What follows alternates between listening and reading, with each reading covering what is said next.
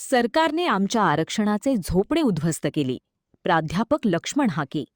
महाराष्ट्राचे उद्योगमंत्री उदय सामंत यांनी ओबीसी नेते प्राध्यापक लक्ष्मण हाके आणि आंदोलनकर्त्यांची भेट घेण्याची विनंती केली. मात्र 2 सप्टेंबरचा सरकारचा GR रद्द करणार का? तसेच सामाजिक व शैक्षणिक मागासवर्गाच्या आरक्षणात मराठा समाजाचा कुणबीकरणाच्या माध्यमातून करण्यात आलेला समावेश रद्द करणार का? असा थेट सवाल करत या दोन्ही मागण्या मान्य केल्याशिवाय भेट घेणार नसल्याची भूमिका प्राध्यापक लक्ष्मण हाके यांनी लोणंद येथे स्पष्ट केली. आमच्या आरक्षणाचे झोपडे तुम्ही आजच्या घडीला उद्ध्वस्त केले आहे, अशा शब्दांत मंत्री उदय सामंत यांच्याकडे आपली भूमिका मांडल्याचेही हाके यांनी सांगितले.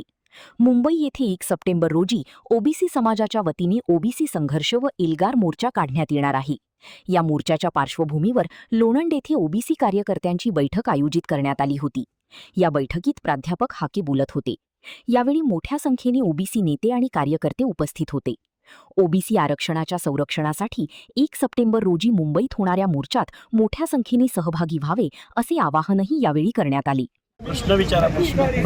1 सप्टेंबरला आपला संघर्ष आणि एल्गार मोर्चा मुंबईला जातोय. कशा पद्धतीचं नियोजन आहे? बघा, 1 सप्टेंबरला पुणे जिल्ह्यातल्या दौंड तालुक्यातल्या पाटस टोल नाक्याला हजारोंच्या लाखोंच्या संख्येनं माणसं तिथं जमतील आणि हजारोंच्या संख्येनं 4 व्हीलर म्हणजे गाड्या तिथं जमतील आणि तिथून आमचा ओबीसी संघर्ष यात्रेचा, ओबीसी आरक्षण बचाव यात्रेचा, ओबीसींचा आर्त आक्रोश आम्ही मुंबईला राजधानीच्या दिशेनं, जिथं कायद्याचं सभागृह ज्या मुंबईमध्ये आहे तिकडं आमचं आरक्षण बुडवण्याचा निषेध करण्यासाठी आणि आमचं आरक्षण वाचवण्यासाठी आम्ही मुंबईच्या दिशेनं 1 सप्टेंबरला दौंड पाटसच्या टोल नाक्यावरून लाखोंच्या संख्येनं निघणार आहोत. आपण या संदर्भात राज्यामध्ये दौरे करतायत, कशा पद्धतीचा प्रतिसाद आहे? प्रत्येक गावामधून आजपर्यंत मी 60-70 बैठका घेतल्या. त्या बैठकामध्ये एका बैठकीमध्ये कमीत कमी 20 ते 25 4 व्हीलर त्या गावातून निघणार आहे. हा लढा कुठल्या धनदांडग्याचा नाही, कुठल्या आमदाराचा नाही, कुठल्या खासदाराचा नाही, कुठल्या पक्षाचा नाही. हा लढा गावगाड्यातल्या 300-350 ओबीसी आणि भटके विमुक्त जाती जमातींचा आहे. ओबीसींची चेष्टा करून ओबीसी विस्थापित आहे, ओबीसी एकत्रित नाही, या आमच्या अगतिकतेचा, आमच्या मागासलेपणाचा, आमच्यावर होणाऱ्या सामाजिक अन्यायाचा गैरफायदा इथल्या शासनानं घेऊन आमचं आरक्षण बुडवलेलं आहे.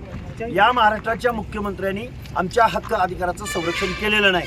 एका चौथी नापास माणसाच्या सांगण्यावरनं बेकायदा GR जे सुप्रीम कोर्टाला मान्य नाहीत, जे वेगवेगळ्या आयोगांना मान्य नाहीत आणि मराठा समाज जर ओबीसीमध्ये आला तर ओबीसी त्यांच्या स्पर्धेत टिकू शकत नाही, अशी आमच्याकडे शेकड्यानं उदाहरणं आहेत.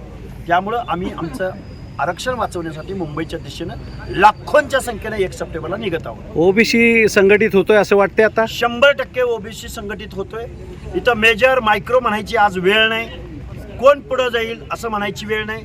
वेगवेगळ्या जात संघटनांच्या प्रमुखांना आम्ही भेटतोय, त्यांना आम्ही सामील होण्याचं आवाहन करतोय आणि बहुसंख्येने निघेल. प्रचंड आत्मविश्वासाने तुम्हाला सांगतो की लाखोंचा जनसमुदाय मुंबईला निघेल. शासनाचे मंत्री म्हणतायत की ओबीसीचं न काढता आम्ही मराठा समाजाला आरक्षण देणार आहे. ऑलरेडी ओबीसीचं आरक्षण त्यांनी मराठा समाजाला देऊन टाकलंय. कारण 22,20,577 प्रमाणपत्र वाटून झाल्याचं शासनानं जाहीर केलंय. हे आम्ही एवढी प्रमाणपत्र दिलेत म्हणणं हाच सुप्रीम कोर्टाचा अवमान आहे, हाच वेगवेगळ्या आयोगांचा अवमान आहे, हाच संविधानाचा अवमान आहे.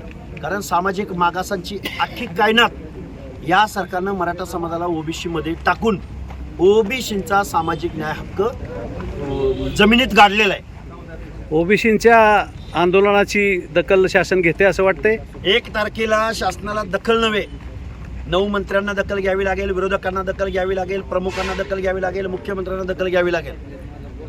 या मंत्रिमंडळातील ओबीसी मंत्री आहेत, त्यांना आपण काय आवाहन कराल? त्या मंत्र्यांना मी सांगेन, तुम्ही बोला.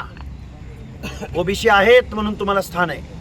ओबीसींचं जर आरक्षण गेलं तर तुम्हाला साधं तिकीट सोडा, तुम्ही विसरून जाल हे सगळे हक्क अधिकार.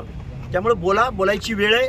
तुम्ही नाही बोला तर ओबीसी तुम्हाला त्याचा सवाल विचारेल. ओबीसी बांधवांना आपण काय आवाहन कराल? ओबीसींना एकत्रित येण्याचं आवाहन करतो. आता नाही तर परत कधीच नाही. 1 सप्टेंबरला लाखोंच्या संख्येनं आपल्याला दौंड तालुक्यातल्या पाटसला जमायचं आणि मुंबईकडे निघायचं आहे.